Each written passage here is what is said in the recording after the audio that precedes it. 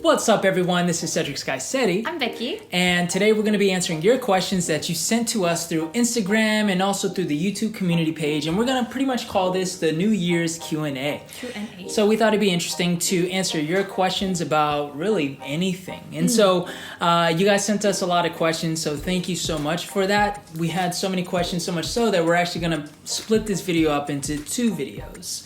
Yeah, so the second part is going to mainly deal with our relationship. And for those of you guys that saw our previous video, we are engaged. So there are a lot of questions around that. So we'll probably dive a little bit into that in the second video. So stay tuned for part 2. And if you didn't ask us a question yet about a relationship, you can leave that in the comments below. What you want to ask about our relationship for the next Q&A video. Definitely, there's still time. So we got loads of good questions from you guys, and barring the questions on our relationship, which will be in the next video, we're gonna answer the other questions you've asked, and they have ranged from very thoughtful to very unexpected. So let's start. Definitely. First of all, can we all just appreciate Becky's old school style of reading off the questions? I organized them here. She literally wrote down all the questions that we were going to answer today, which I love. If you had one wish for the entire world, what would it be? I think for me, man, there's so much. But let me just stick to one. I think I would want to make sure that everyone has all of their basic needs met. That means clean water, food to eat. They don't have to wonder about where they're gonna get their food, and they can all have a basic, good standard of living. I think that would be great. That would be your wish. For every single person in the world. And I think, honestly, at a certain point, we could probably figure out a way to do that. So that would be my wish. This is a conversation we have all the time. Yeah. And it's interesting to hear you parroting my remarks that I've made about that exact same statement. The problem is, to some people, it borders on socialism. Right? Yeah. So taking the political aspect out, just a wish that I could have. It's just that everyone has all their basic needs met. And I think it's a human right, you know, just to be able to breathe clean air, drink clean water, to have food to eat, not worrying about, you know, your day to day. So that would be my one wish. You should be king. Of the world? I'm down. That's a great idea. Okay, so you already took one good one, and honestly, I was thinking the same thing. I'm sure if we're gonna come up with something else, my other wish for the whole world is that every single human being would innately understand the value of Earth, nature, and the environment. Because I actually think a lot of the things that you are saying could be resolved if we all had equal care and respect for our environment and our surroundings. Right. Because then we wouldn't have people who are, you know, destroying the rainforest in asking for because of money, right? We would have a love and respect. And so I just think that when you love and respect the nature and the environment, you also have love and respect for your fellow man. This is from Kate. What's been your favorite interview or project? I guess overall of all the things that we've done, not just Happy Project. What's been your favorite? Let me think. Favorite? Well, besides the project, Stories from the Soul, where I interviewed Kate. Those were nice. Yeah, that was my favorite. Let's see. Man, I did a lot of cool projects. I just recently finished there's so many like different aspects to this, right? I just finished a project with a big brand here in Korea, where I just shot for them for one of their electronic events. It's already been released. They can know what it is. I know. I'm still a little It's LG. Yeah. He was the first one to shoot for LG, the CES 2021. Yeah. So for a lot of their like up and coming stuff that's coming out. So I was able to do that, you know, mainly for like press releases, but it was just really cool to be able to work with a brand like that. So that was, I guess, career-wise fulfilling. I think creatively fulfilling. One of my favorite projects has been our project with Jeju Island. Yeah, so I mean, it was a personal project, but it was that cinematic vlog. I thought it was just fun. Yeah, we were able to, you know, just go around, get our own shots, and we were able to really just create our own story out of that. So that's definitely one of my favorite projects. That's a good one. it's very hard for me to pinpoint down because honestly, through the Happy Project, we've met so many incredible people. And so it seems every single time I do an interview with someone, this is the best interview we have done yet. And then we do another one. I'm like, this is the best interview we have done yet. So hard to pinpoint. Yeah, very hard to pinpoint it. Right. Tanya McFetter. Where are you from in North Carolina? Fayetteville. And then follow up from Eras Lawson. Are you coming back to Fayetteville anytime soon for a visit? Man, I would like to because a lot of my old friends are there. I can't tell you when I'll be able to head out there because the thing is, my family who all lived in Fayetteville, they all moved a couple hours away. So at this point, I'd have to make a special trip there, which I would love to do because I want to take Becky and show her all the places I grew up and all the spots I used to hit up. You know what I mean? And I want to make that trip, but I think honestly, it might be as early as next year because we plan on going back to the States to visit family. And I think we're going to make an extended trip out of that. And so when we're visiting my family in Carolina, we could just make a little road trip. I think a day we should trip out road there. Trip, yeah. That'd be fun. Well, because I've lived so many places in the States. Yeah. Because I moved around all the time. So it'd be so cool if we could just... You've never been to North Carolina, right? No. Yeah. So that would be cool. And again, the old friends, a lot of them come to mind, including you, Eris. So it's definitely good to hear. Yeah, I know Eris. Oh, okay. I see. Yeah, we've known each other for years. This is from Catherine. On the Happy Project, do you interview Korean Haffies only? Well, actually, at this point, we have only, We do have one interview that's still in the edits. He's full Korean. And honestly, the Happy Project has a wider umbrella than just half Koreans. We also have Korean adoptees or mixed families. But primarily we're Korea focused. But I think that a lot of people who aren't Korean, but they also have a mixed culture or mixed heritage, relate to a lot of the stories that we say. So in no means is it blocking other people out. This is from Samazon. How do you make friends moving overseas? I think for me, I'll speak to my experience. When I first came here, I started my YouTube channel like right before I moved to Korea. As a matter of fact, the reason for me starting it was because I was moving to Korea and I wanted to document that experience. You want to make friends. But here's the thing. Like for me, the way my mind works, because I'm... Did you just...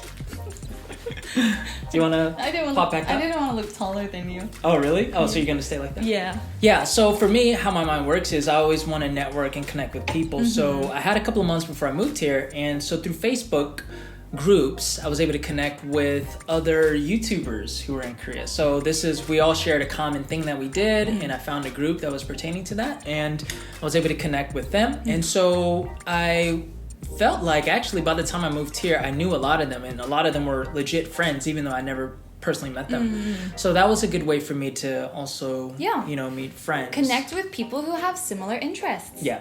That's always the answer wherever you go. Definitely. The only added difficulty when you move overseas is language barriers. Maybe that's one thing. Two, it's just a new place. You're unfamiliar. And so going along with that, maybe you have fear. Because some people are just, when you're put in a place where you don't know anything and it's unfamiliar, it can be paralyzing. It can be scary. I know some people who have come to Korea and they've been here almost for a year or 2 years and still are too afraid to go to an event or too afraid to try to talk to a certain individual or to date because you just feel out of your element. I think the important thing to realize is that it's not scary and not bad to make mistakes. Right. And if you have that already mentality, it gives you a little bit more confidence. And people like confident people. And then you can go out and just meet people, just try new things. I love meeting people overseas when I travel. I love to make friends because it opens my eyes about them, opens my eyes about myself. So I guess it matters if it's your perspective. That's how you're going to make friends. I really think it's easier, again, my experience, to make friends overseas because you have easy conversation starters. You know what I mean? Like, true, where are you from? Where are you from? Exactly. And then you get to talk a little bit about, your country or culture. And if you happen to be from the same place, even better because you have a couple of things where you can connect. Oh, you're from this state, or did you guys eat this over where you grew up in the United States, stuff like that. So I think it's a little easier to make friends if you're in the right context. In a way, I feel like there's less judgment too. Yeah, there definitely is. Yeah. And I'll say this, but like there are people who, and I'm thankful for this, that if I was at home, I don't think I would necessarily be friends with. Yeah.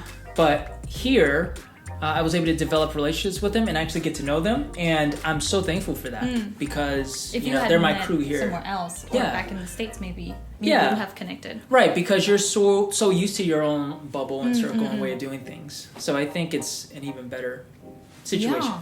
Also, I look very short now. Yeah, I was about to say, can you come back up? How's that? Let's see. That's better. Okay. I was looking up at you. I realized it was a little uncomfortable. Actually, most of my friends are overseas, to be honest.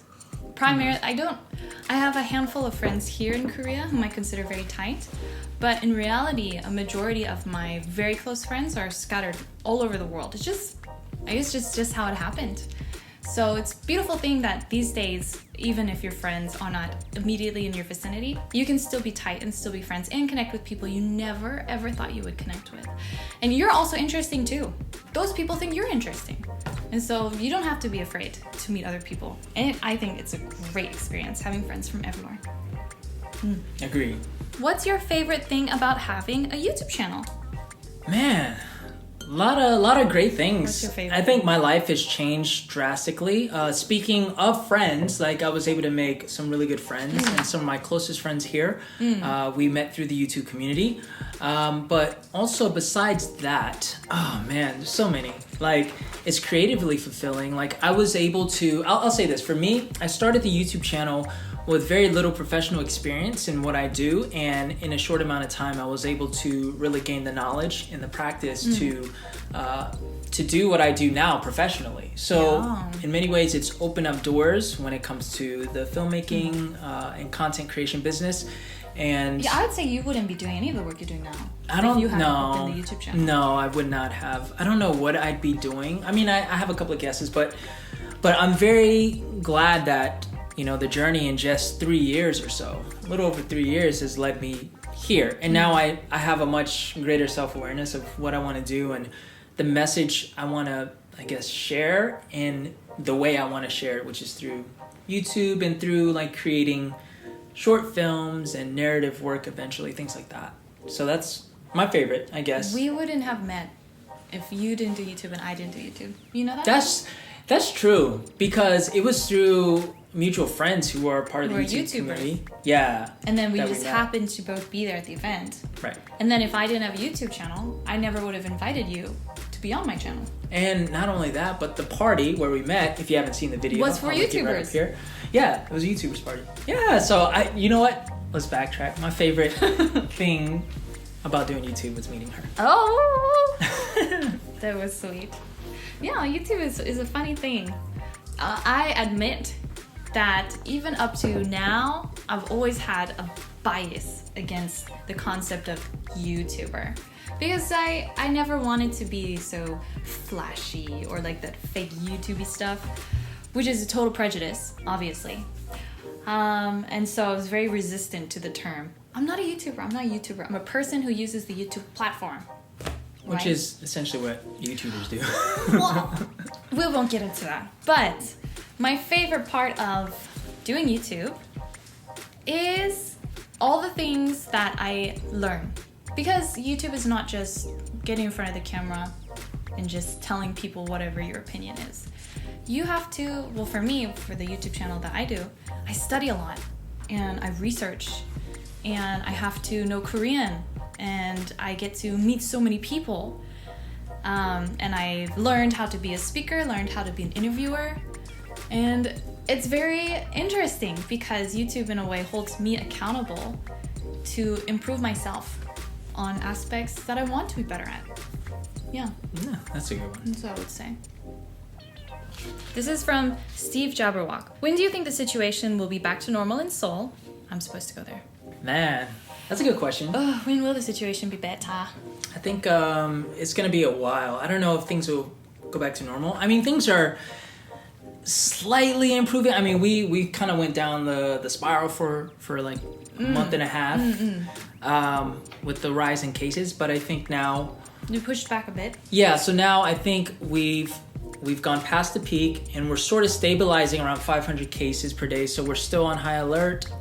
We're still being cautious, but with the rollout of vaccines here, I think they're starting in February. Oh, in February is the latest I've heard. Yeah, so in February they're gonna start rolling that out, and I think by the third, maybe the beginning or end of third quarter, they want to inoculate a majority of the population here. Oh, so for me, I think Korea is really just trying to get to the place of herd immunity. Of her humidity. I couldn't think of the word. Herd immunity.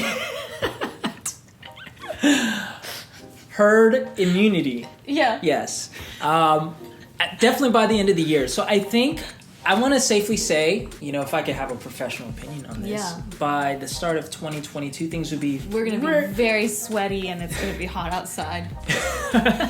I think things would be fairly normal in that I think most of the cases would be minimized. I don't think it would be totally gone. Yeah. And I think, I think people will still be wearing masks and stuff. I think so too. Yeah, out of precaution.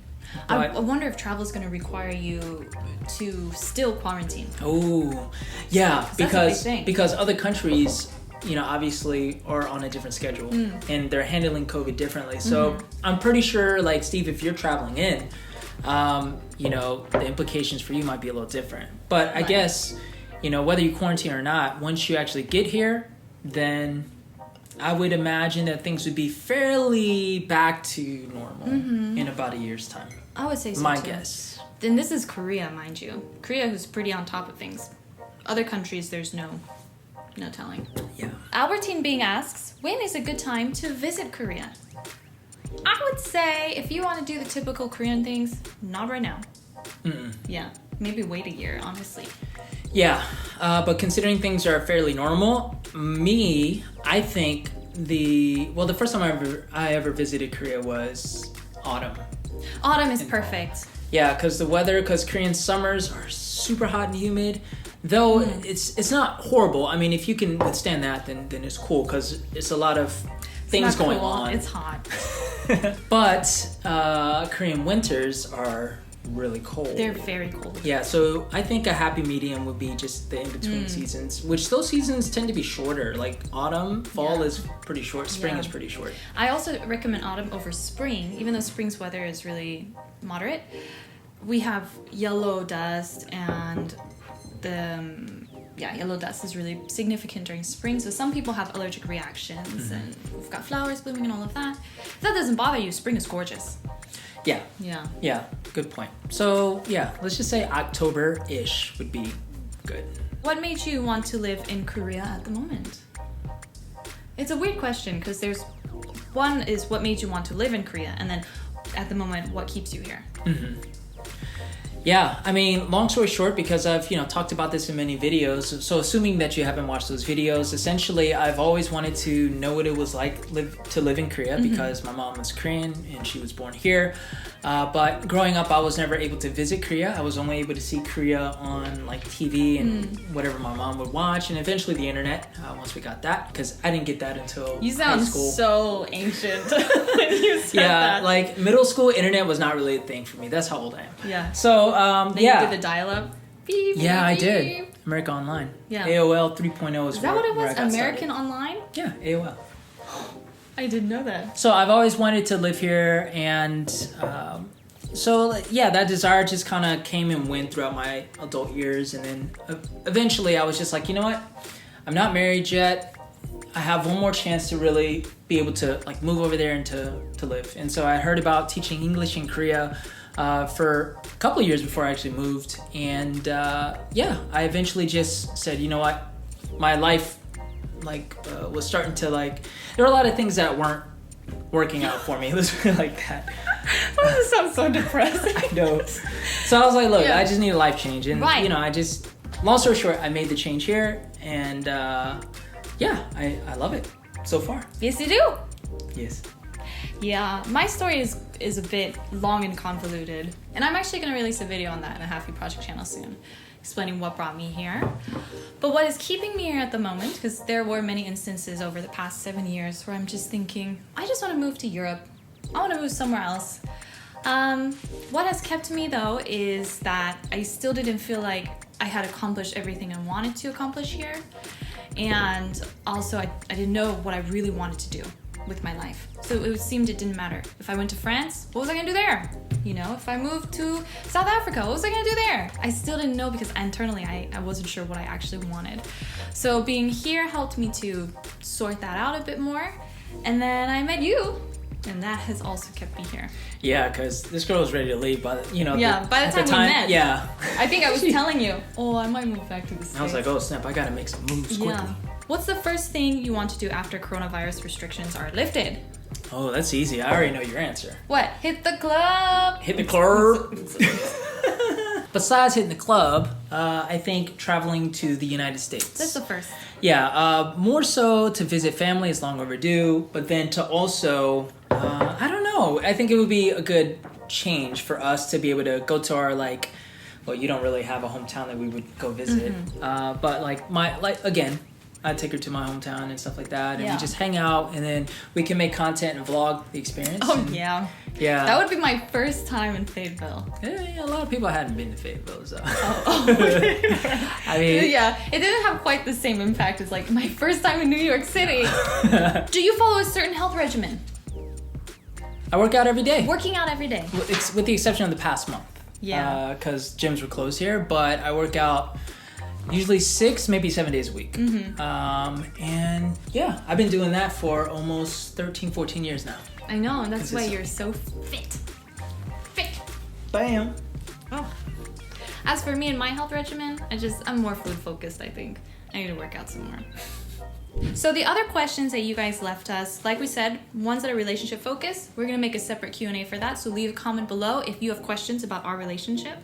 And then we have some other good questions that seem to suit better more the Happy Project YouTube channel. So keep your ears open for that. All right, guys, we are gonna see you in the next video. So make sure you keep an eye out on that. Yeah. And remember to follow us on social media, subscribe to the channel if you haven't already. And remember to always seize the day. Seize it. Peace. Peace.